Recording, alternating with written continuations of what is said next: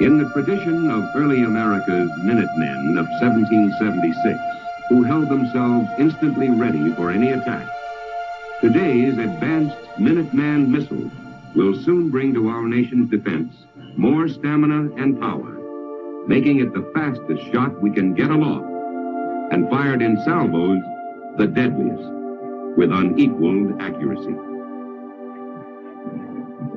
As this remarkable ballistic weapon began its initial series of flights during the fall of 1964, construction of new test and operational launch sites for this second-generation Minuteman was well underway.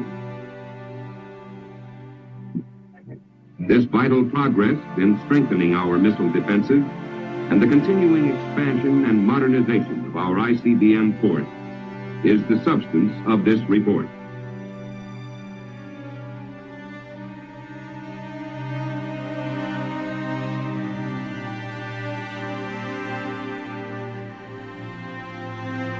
On the morning of September 24th, 1964, at Cape Kennedy, Minuteman II, America's newest ICBM weapon, was flight tested for the first time.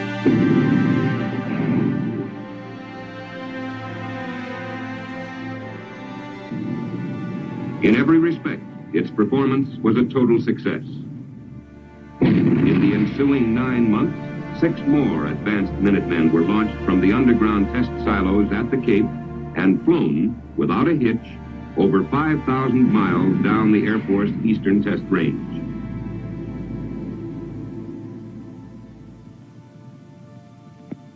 While across the continent at Minuteman Wing 1, Malmstrom Air Force Base, Montana, a new squadron was being carved out of the earth as construction began on 50 Minuteman II sites.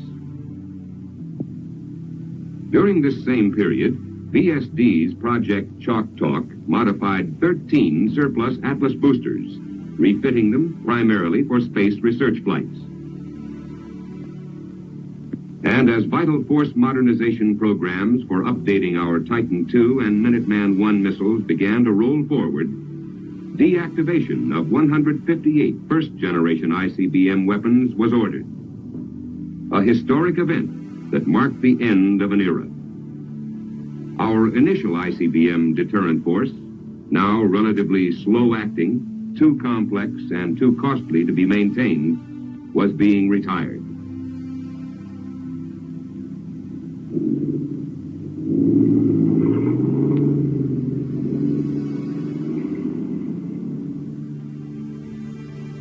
The tremendous task of removing 158 obsolescent Atlas and Titan I missiles from 14 bases across the nation and safely transporting them in missile convoys to storage facilities at Norton Air Force Base, California, was accomplished in less than 4 months' time. The phase-out actually strengthens our missile defense picture.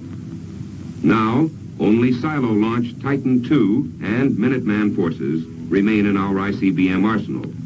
And with the operational turnover to SAC of Minuteman Wing 5, Warren Air Force Base, Wyoming, our Strategic Strike Force presently stands at 854 operational ICBMs, as programmed, with a total of 4 new Minuteman squadrons at Malmstrom and Grand Forks, well on the way.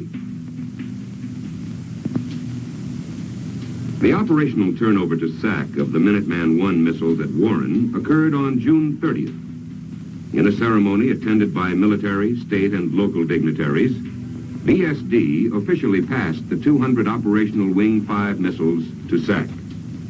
Activation at Warren was, in the words of General McCoy, not only the biggest site activation task that we've had to do, but it's been done the best.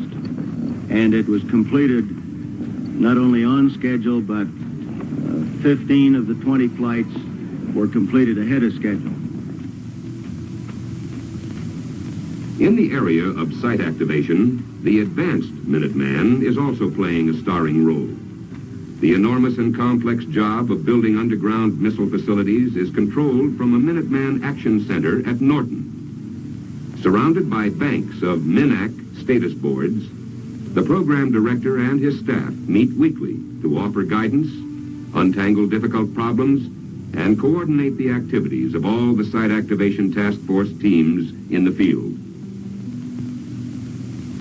But under the single management concept, which began with Atlas, only one man, the SATAF commander in the field, is totally responsible for bringing each launch site into operational status, on schedule, no matter how tight the deadline. This hilly region near Malmstrom Air Force Base, noted largely for its wheat and cattle ranches, was selected in July 1964 as the site for a squadron of Minuteman II missiles, to be co-located with the existing Minuteman I wing. Field exploration, including a careful subsurface investigation, was completed before the onslaught of sub-zero weather. When the BSD facility designs were approved, construction contracts were awarded in time for groundbreaking in early spring of 1965. With an experienced contractor Army engineer team to do the work, the construction of 50 new Minuteman launch silos and 5 launch control centers began on schedule.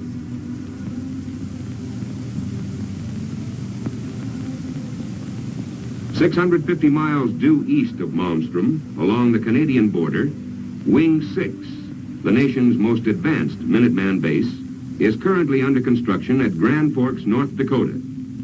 With a complement of 150 Minuteman II launch silos and 15 control centers, Wing 6 spreads out over an area of 7,500 square miles.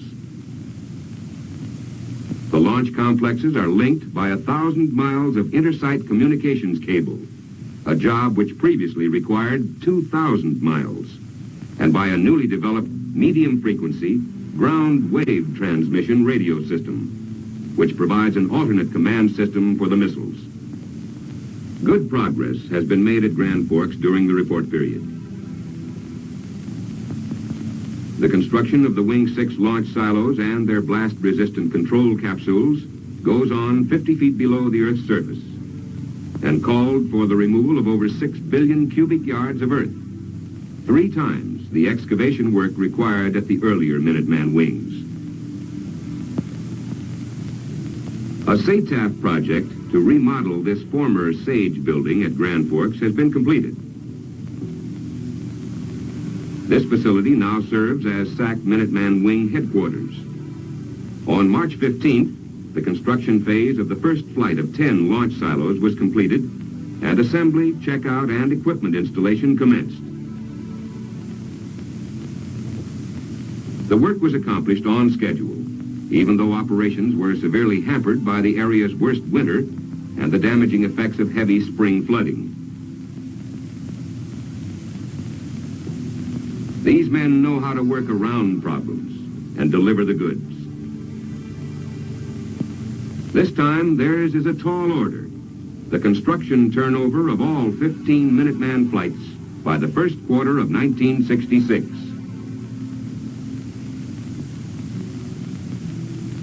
Looking out across the Great Western Test Range from their firing line at Vandenberg, 6 other Wing 6 launch facilities were completed during the report period. These are test facilities which will flight test integrated Minuteman II launchers and missiles. The test program at Vandenberg will be completed before the operational sites at Malmstrom and Grand Forks are turned over to SAC. Construction of the test sites was scheduled for completion 6 months to 1 year ahead of the operational bases. This allows unforeseen problems to be solved at the test site before they show up at one of the operational wings.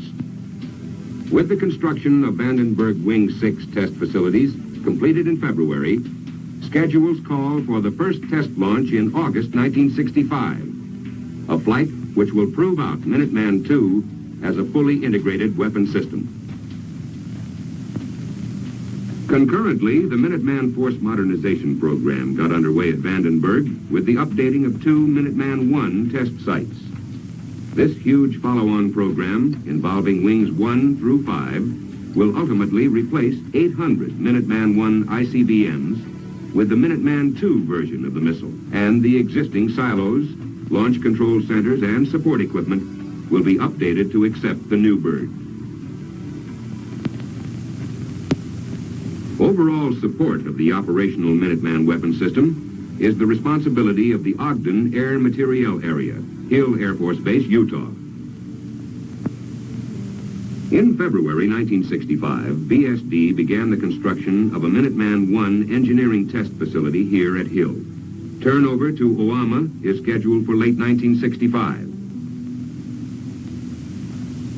The Minuteman I facility will feature an instrumented launch silo and launch control center, designed to test inert Minuteman missiles and control systems during the entire operational life of the weapon system. And in an area adjacent to the test site, the construction of a Minuteman II test facility has been proposed for 1966. Through test and inspection programs conducted at this Minuteman Aging and Surveillance Farm at Hill, service life of the missile has been extended an additional 3 to 4 years, which will save $415 million in missile replacement costs. The Minuteman Aging and Surveillance motors are stored vertically in silos and in above-ground igloos for periods from 1 to 10 years, under conditions which closely simulate operational environment. Periodic inspection of these old man motors tells us that time has not yet taken its toll. For example, after 4 years of aging in a storage silo, test performance of this second-stage Minuteman motor was excellent. America's most powerful ballistic missile, Titan II, on alert since 1963, is now in the midst of an extensive BSD modernization program.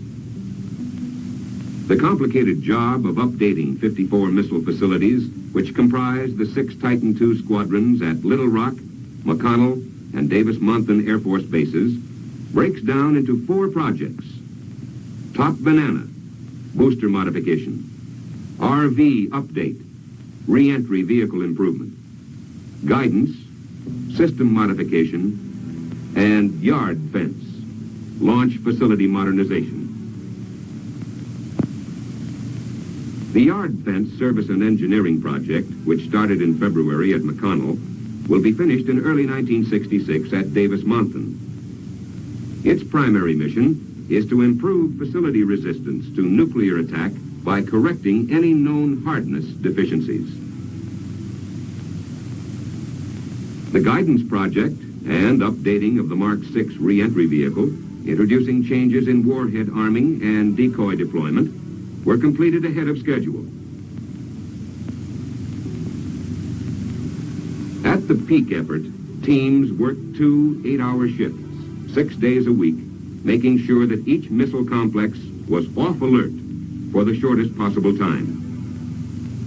To minimize this stand-down condition, Project Top Banana modifies the giant Titan II booster without removing the missile from its silo or unloading propellants.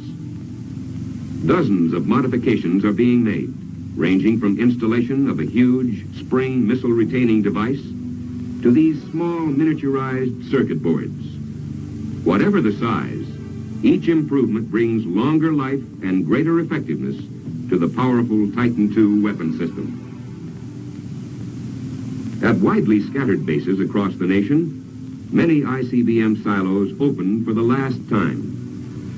Their deadly weapons pointing skyward, not to answer the threat of enemy attack, but the advance of time and technology. On alert since 1959, these giant sentinels have helped keep the peace. Now, their mission is accomplished.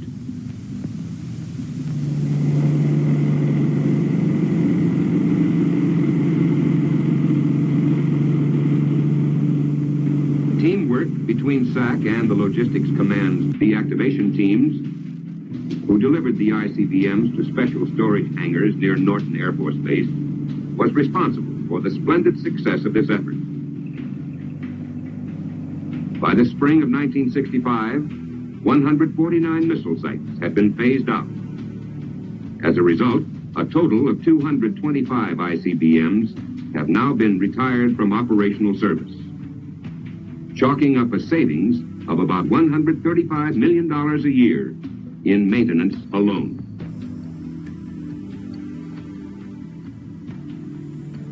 Since deactivation began 1 year ago, 27 of these outdated weapons have been called back into service. Under Project Chalk Talk, managed by BSD, 13 Atlas Ds are being converted into space boosters.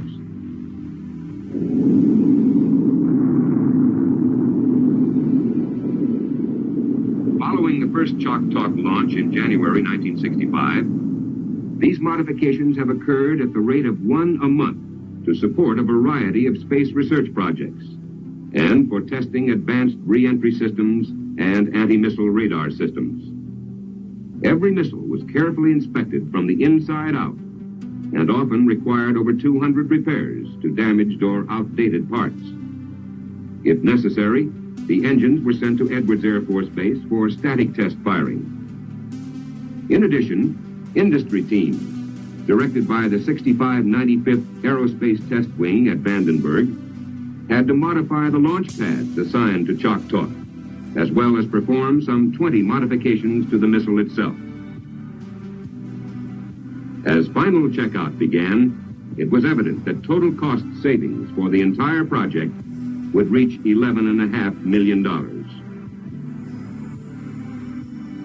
With new programs similar to Chalk Talk now underway, the remaining Atlas Ds plus 134 E and F models should provide an estimated 5-year supply of space boosters.